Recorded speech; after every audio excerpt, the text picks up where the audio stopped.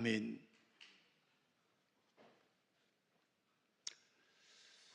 사람들은 짐승들과 다른 것들이 많이 있지만 그 중에 하나는 인생을 살면서 자신을 돌아볼 수 있다라는 것이 짐승과 사람의 차이라는 것이죠. 자신의 삶을 돌아볼 줄 알고 자신의 삶을 결산할 줄 알고 또 자신이 살아왔던 삶을 돌아볼 수 있고 그 삶을 통해서 또 다른 더 나은 삶을 바라볼 수 있다라고 하는 것은 인간이 가진 축복 중에 축복이라고 생각이 들어요. 우리 장로님 기도하셨지만 2025년도 송구영신 예배 때 우리가 하나님 앞에 기대하고 출발하지 않았습니까? 정신을 번쩍 차려 보니까 한 달밖에 남아있질 않은 거예요. 그래서 오늘 제가 여러분과 함께 결산할 때 결산해 보자, 우리의 삶을. 자, 성경에서 결산한 사람들을 소개하면 첫 번째로 창세기 32장에 보면 야곱의 인생의 전환점을 성경이 소개하고 있습니다. 자, 야곱은요, 외삼촌 라반의 집에서 20년 동안 살면서 거부가 부자가 됐습니다. 그리고 이제 금이 환영하면서 자기 고향을 향해서 돌아오기 시작했습니다. 그런데 야복강 나루터에 도달했을 때 깜짝 놀라는 소식을 듣게 되죠. 그게 뭡니까? 팥죽 한 그릇의 장자권을 팔았던 그 형 에서가 400명의 군사를 이끌고 마중하러 왔다는 이야기를 듣습니다. 강 건너편에 그 형 에서가 최정예 부대 400명을 이끌고 기다리고 있다는 소식을 야곱이 들은 거예요. 야곱은 아마 하늘이 무너지는 것 같은 느낌을 받았을 거라고 생각이 들어요. 부모를 떠났습니다. 형 에서를 피해서 그 멀리 있는 바단 아람에 있는 외삼촌 라반의 집에 갔습니다. 여러분, 우리가 이미 성경을 아시는 분은 아시겠지만 거기 거의 종처럼 살았습니다. 20년을 정말 뼈가 빠지게 고생을 했습니다. 이제 돈 좀 모았습니다. 고향으로 돌아가려고 합니다. 그런데 고향 땅을 돌아오려고 보니까 형 에서가 자기를 죽이려고 강 건너편에 400명의 군사를 이끌고 기다리고 있다는 이야기를 들었습니다. 그 심정이 어떠했겠습니까? 심장에 녹아내리고 다리가 후들거려서 도저히 움직일 수 없는 상황이 되었겠지 않습니까? 너무 당황이 되고 너무 답답해서 어떻게 할 수 있는, 무엇을 해야 될지 몰랐을 거예요. 20년 동안 외삼촌 집에 있는 동안에 아버지 이삭이 돌아가셨어요. 아들로서 아버지의 임종을 지켜보지 못했습니다. 아버지의 장례식에도 참석하지 못했습니다. 불효자의 인생을 살았습니다. 그래서 그는 더 어쩌면 더 악착같이 살았는지 모르겠어요. 외삼촌의 집에 종살이를 하면서 대릴사위 노릇을 하면서 정말 악착같이 벌어서 많은 재물을 모았습니다. 그런데 그 재물이 하루아침에 날아가 버리게 생겨버리고 말았다는 거예요. 20년 동안 4명의 아내를 만났고요, 4명의 아내를 통해서 11명의 아들을 낳았습니다. 딸 하나를 낳았습니다. 그런데 그 4명의 아내와 12명의 자식들 앞에서 죽어야 된다고 생각하니까 기가 막히지 않겠습니까? 나 야곱은 형 에서를 내가 팥죽 한 그릇에 장자권을 팔았고 샀고, 그리고 아버지 이삭을 속여서 그 축복권을 내가 다 받았던 죄가 있으니 나야 그렇다 치더라도 내 아내와 내 자식들은 뭔 잘못이 있습니까? 무슨 죄가 있어서 고통을 당해야 합니까? 무슨 죄가 있어서 그 자녀와 아내들이 죽임을 당해야 합니까? 고심하던 야곱은 하나의 작전을 머리를 짜냅니다. 꾀를 짜내죠. 어쩌면 형에게 내가 많은 재산을 형에게 물려주면, 형에게 주면 혹시 우리 가정을 살려주지 않을까. 그래서 야곱은 에서에게 양 200마리, 암염소 200마리와 순염소 20마리, 암양 200마리와 순양 20마리, 전나는 낙타 30마리와 새끼를 보냈습니다. 암소 40마리와 황소 10마리를 보냈습니다. 암나귀 20마리와 그 새끼를 보냈습니다. 나귀가 10마리를 끼워서 하인들을 시켜서 그 400명을 이끌고 나와 있는 형 에서에게로 보냈습니다. 마음이 편했을까요? 아니에요. 여전히 불안합니다. 그 수많은 재물이 내 생명을 담보할 수 없습니다. 아마도 야곱은 이제 끝났다, 내 목숨은 여기서 끝나는 것이구나 라고 생각했을 겁니다. 인간이 알 수 있는, 내가 알 수 있는 모든 것을 다 했지만 내 생명이 담보될 수 없습니다. 내 생명이 안전하다고 생각들지 않았습니다. 거기서 그는 하나 발견하는 게 있죠. 그게 뭘까요? 오직 생명을 주관하시는 분은 여호와 하나님이라는 사실을 그는 떠올렸습니다. 그래서 그는 어떡합니까? 야복강을 건너가기 전에 하나님과 밤이 새도록 씨름을 하지 않습니까? 씨름했다는 말이 뭘까요? 밤을 이슬을 맞으면서 기도한 것입니다. 야곱은요, 죽음의 위기 속에서 깨닫게 된 거예요. 아, 인생이라는 것이 별거 아니구나.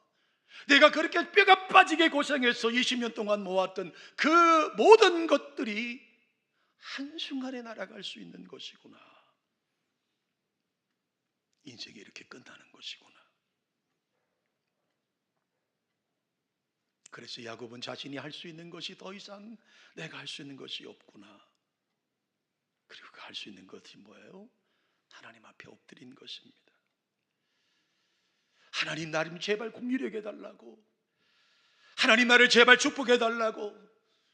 내가 인생을 20년 동안 최선을 다했지만 이렇게 돌이켜보니까 내가 할 수 있는 것이 아무것도 없다고. 밤새워 하나님과 씨름하며 기도하던 야곱은 하나님의 긍휼하심을 입었고 이름을 이스라엘로, 새로운 이름을 얻었고, 또 형 에서와도 화해되었던 인생을 살아가는 모습을 소개하고 있습니다. 사랑하는 성도 여러분, 야곱만 그럴까요? 오늘 우리의 모습은 그렇지 않을까요? 주를 맞이하면서 우리의 생에 우리가 생각할 것이 하나 있습니다. 내가 살아오면서 공들여 쌓았던 것들이요, 하나님의 도우심이 아니면, 하나님의 인도하심이 아니면, 하나님의 축복하심이 아니면 아무것도 아니라는 사실이에요. 여러분, 아무것도 아닙니다. 그것이 재물이 되었던, 그것이 명예가 되었던, 그것이 여러분 건강이 되었던, 그것이 우리의 자녀가 되었던, 하나님께서 도와주지 않으시면 우리는 다 하루아침에 잃어버릴 수 있습니다. 여러분, 뉴스를 틀기도 두려울 정도로 홍콩에 한 아파트가 다 타버렸습니다. 현재까지 사망자가 100여 명이 넘고요, 실종자가 270명이나 되는데 아직도 숫자를 정확히 파악할 수가 없답니다. 한 신문 뉴스를 보았더니요, 그곳은 지옥이었다라고 소개합니다. 처참하게 타버린 그 아파트 속에 타버린 시신들을 끄집어내고 있는 그 소방관들과 경찰관들은 그 드라마를 어떻게 하겠습니까? 그렇습니다, 여러분. 우리의 삶에 오늘 내일을 보장받을 수 없습니다. 그래서 우리는 늘 하루하루 감사하고 하루하루 우리 삶을 열산하고 하나님 앞에 새로 살아가는 저와 여러분 되시기를 주님의 이름으로 축원합니다. 여러분, 창세기 47장으로 넘어가면 세월이 지나서 야곱이 바로왕 앞에 섭니다. 그때 애굽의 왕이었던 바로가 야곱에게 이렇게 묻습니다. 나이가 몇 살이나 되셨습니까? 나이는 몇 살이나 되셨습니까? 그때 야곱이 바로왕에게 이렇게 고백하죠. 제 나이는 130세입니다. 그러나 우리 조상의 나그네 길에는 미치지 못하나 내가 험악한 세월을 살았습니다. 내 인생을 돌이켜보니 내 인생은 참 험하게 했습니다. 130년의 세월을 살았지만 파란만장한 삶을 살았다고 고백하고 있는 거예요. 바로 왕이 130살 된 여러분 야곱 앞에서 당신의 나이가 몇 살이나 잡수셨습니까? 나이가 몇 살이나 되셨습니까? 라고 하는 그 질문은 단순히 나이를 묻는 질문이라기보다는 우리에게 이렇게 질문하는 것 아닐까요? 내가 이만큼 살아오는 동안에 무엇을 했느냐? 무엇을 했느냐? 내 인생의 이력서가 무엇이냐고 우리에게 질문하고 있는 것 아닐까요? 여러분, 야곱의 인생을 제가 여러분에게 소개해 볼까요? 야곱은 쌍둥이의 동생으로 태어났습니다. 형에게 있는 장자권을 빼앗으려고 팥죽을 끓여서 형이 배고파 죽기 직전에 그 팥죽 한 그릇으로 형의 장자권을 사는 피열한 삶을 시작했습니다. 아버지 이삭이 죽기 전에 아들에게 축복하겠다고 하면서 이 별매를 요구했을 때 형은 좋은 고기를 대접하려고 산으로 사냥하러 떠났지만 어머니와 짜고 집에 있는 염소 새끼 2마리를 잡아 앞을 제대로 보지 못하는 아버지에게 대접하고 축복을 받는 일이 있었습니다. 이러한 잘못으로 인해 형에게 죽임을 당할까 두려워서 바단 아람에 있는 외삼촌 나반에게 도망을 가서 20년 동안 살면서 4명의 아내와 11명의 아들과 딸을 낳고 살았습니다. 창세기 34장의 말씀처럼 야복강에서 죽음을 앞두고 밤을 새워 기도받은 일들도 있었습니다. 여러분, 그의 인생의 말입니다. 세겜 족장에게 딸 디나가 성적으로 더러움을 당하게 되자 두 아들 시므온과 레위가 세겜 족속의 남자들을 살해한 사건도 그는 경험했습니다. 막내 아들 베냐민을 낳으면서 그토록 일평생 동안 사랑했던 아내 라헬이 죽는 것도 경험했습니다. 그 후에 아버지가 거주하던 가나안 땅으로 돌아와 살면서 안정된 생활을 하는 듯 했지만 사랑하던 아들 요셉이 죽었다는 소식을 다른 아들들에게 전해 들으면서 일평생 동안 아들을 잃어버렸다라고 하는 그 아픔의 세월을 보내왔지 않습니까? 말년에는요, 이스라엘 가나안 땅에 7년 동안의 대기근으로 인해서 먹을 것을 없어서 죽음의 고비를 넘기기도 했습니다. 대기근을 지나면서 양식을 사러 애굽으로 아들들을 보냈더니 처음에는 아들 시므온을 감옥에 가두고 그렇게 사랑하고 사랑하던 막내 아들 베냐민을 데리고 와야 된다라고 하는 조건을 버티면서 과거에 잃어버렸던 요셉, 과거에 죽었던 그 요셉이 떠올라 차마 그 막내 아들을 보낼 수 없었던 삶도 이겨냈습니다.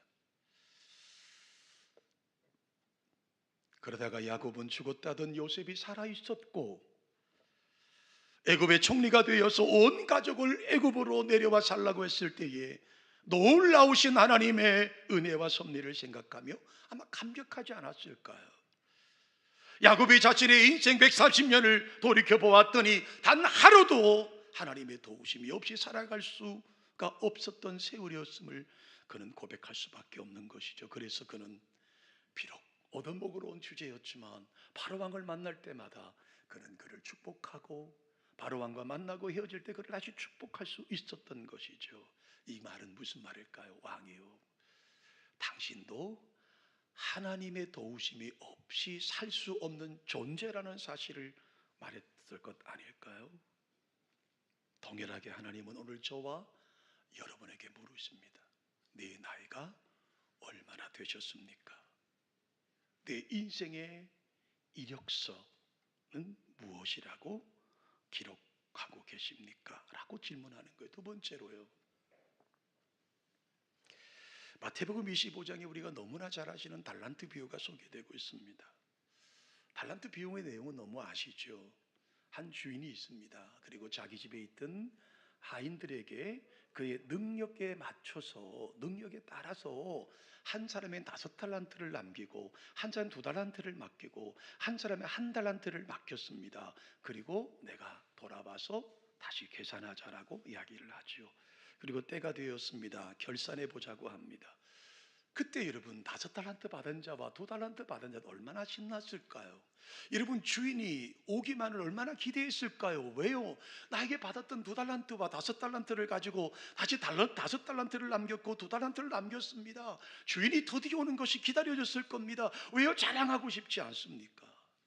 자, 주인이 돌아와서 결산하자고 할 때 그들이 얼마나 신났을까요? 주인님, 여기 10달란트가 있습니다. 주인님, 원금과 5달란트를 더 남겼습니다. 주인님, 여기 4달란트가 있습니다. 2달란트는 원금이었고 2달란트 더 남겼습니다. 얼마나 당당했을까요, 여러분?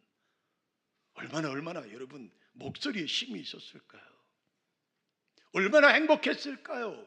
여러분, 그 결산하던 주인도 행복했겠지만 5달란트와 2달란트 남긴 사람도 얼마나 여러분 행복했겠습니까? 그리고 칭찬이 이어지지요. 착하고 충성된 종아, 내가 지극히 작은 일에 충성하였으니 내가 많은 것으로 내게 맡기리니 내 주인의 즐거움에 참여할지어다. 이 두 종들은요, 인생의 결산에 성공한 사람들이에요. 왜요?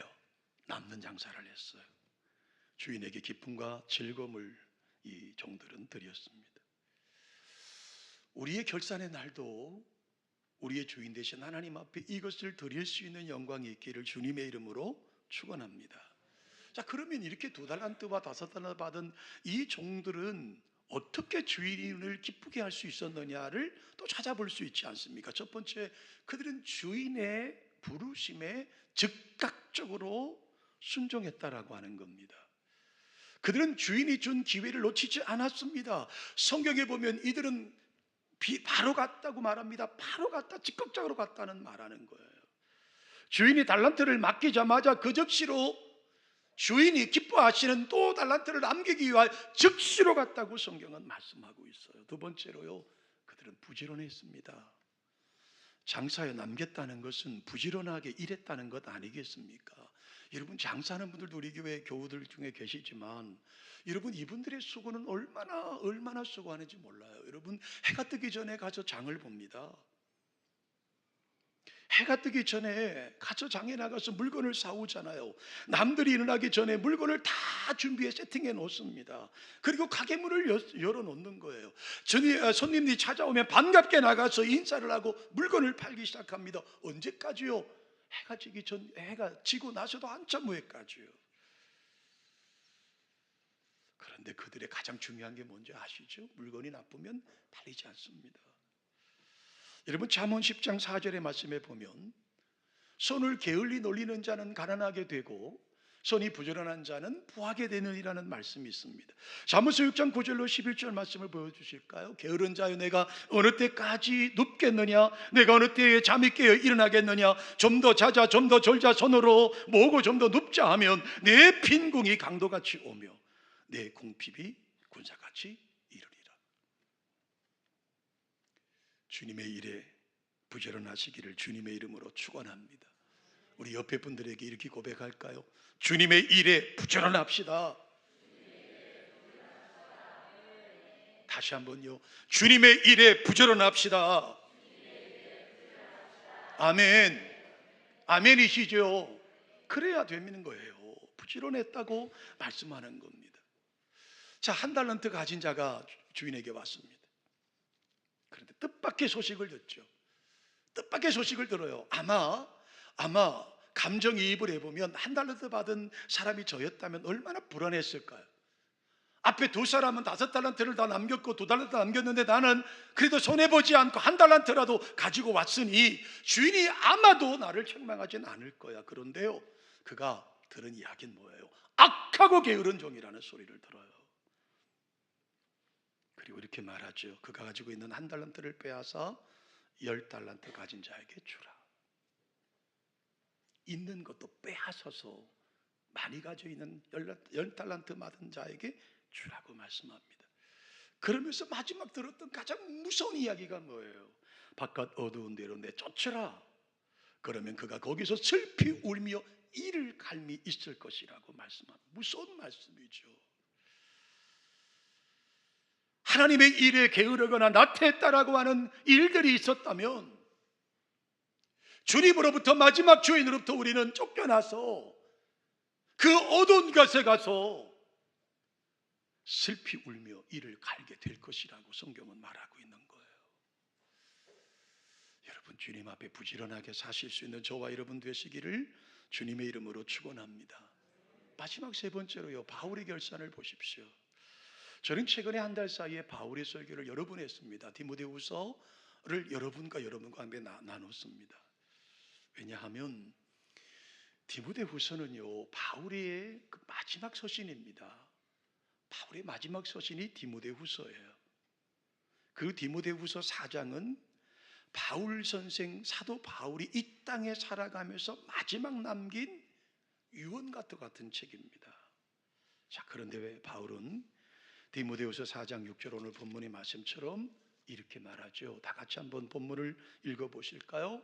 전제와 같이 내가 벌써 부어지고 나의 떠날 시각이 가까웠도다. 내가 떠날 시각, 즉 죽음이 가까이 왔다는 겁니다. 바울은 자신의 삶을 희생제사로 비유하면서 이미 나 자신을 전제로 다 하나님 앞에 한 방울도 남김없이 다 쏟아부었다고 말하는 거예요. 전제와 같이 내 삶을 주님께 다 부어드렸습니다. 이제 나는 이 세상을 떠날 시각을 기쁨으로 맞이하고 있습니다. 여러분, 죽음을 두려워하지 않을 사람이 어디 있겠습니까? 그러나 디모데후서 4장 이 바울 서신을 읽으면서 제 마음에 감동을 주는 것은 바울은 죽음이 두렵지 않았습니다. 아니, 오히려 그는 죽음을 기다리면서 하나님께서 나에게 주실 놀라운 상급을 기다리고 있더라는 것입니다. 그래서 그는 뭐라고 고백합니까? 나는 선한 싸움을 싸우고 나의 달려갈 길을 마치고 믿음을 지켰으니 이후로는 나를 위하여 의의 면류관이 예비되어 있다.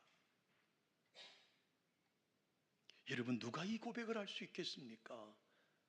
사망의 음침한 골짜기를 지날지라도 해를 당하게 하지 않는 하나님을 신실하게 믿는 성도만이 고백할 수 있는 놀라운 선언인 것이죠. 사실 여러분, 인간적으로 보면 바울만큼 불행한 사람이 어디 있습니까? 잠시 후면 그는 십자가에 달릴지 모릅니다. 잠시 후에 그는 목이 잘릴지 모릅니다.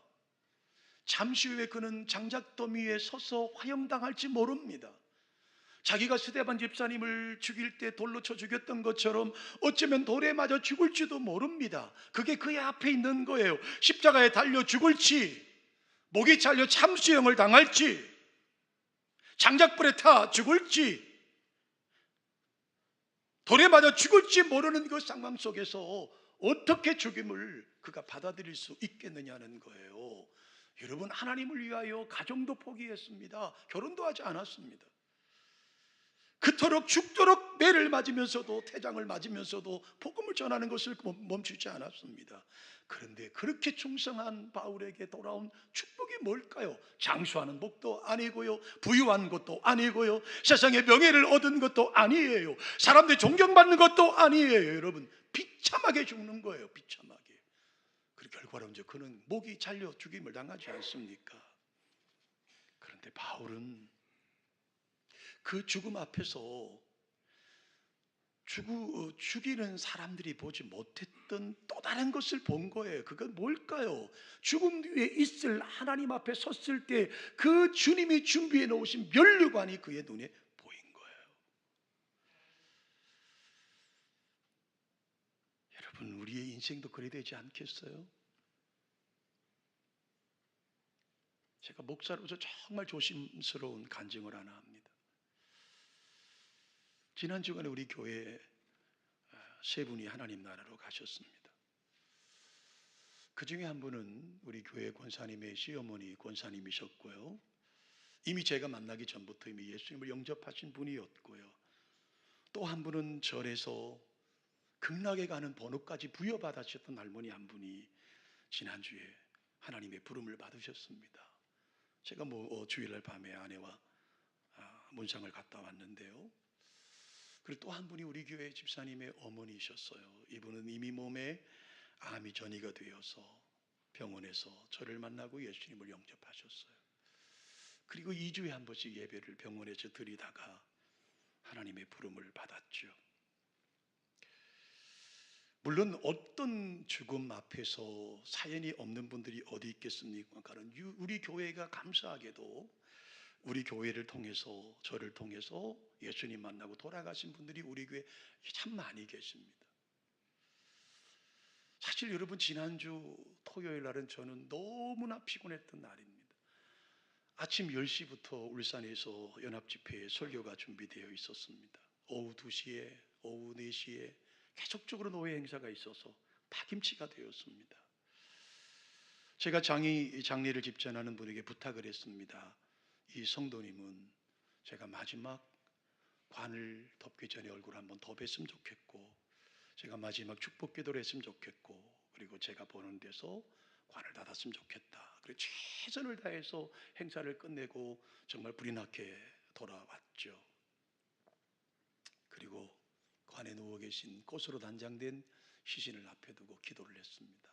감사합니다. 하나님, 부름받기 직전에 예수님 만나 목사와 기쁨으로 예배드리다가 이렇게 천국 가셨으니 너무너무 감사합니다. 그리고 관을 닫고 입관 예배를 인도하고 집에 돌아왔어요. 너무 피곤한 거예요. 제가 환상인지 꿈인지 잘 모르겠어요. 제가 조심스럽게 말씀드리는 거예요.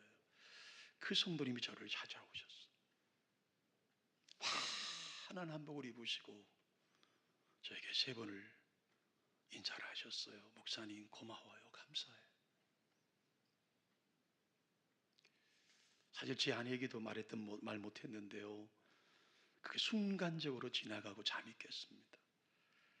그때 제 마음에 나도 천국 가고 싶다. 나 오늘 밤에 하나님 부르셔도 감사함으로 갈 수 있겠다. 내 남은 목회에 이 복음을 전해야 되겠다.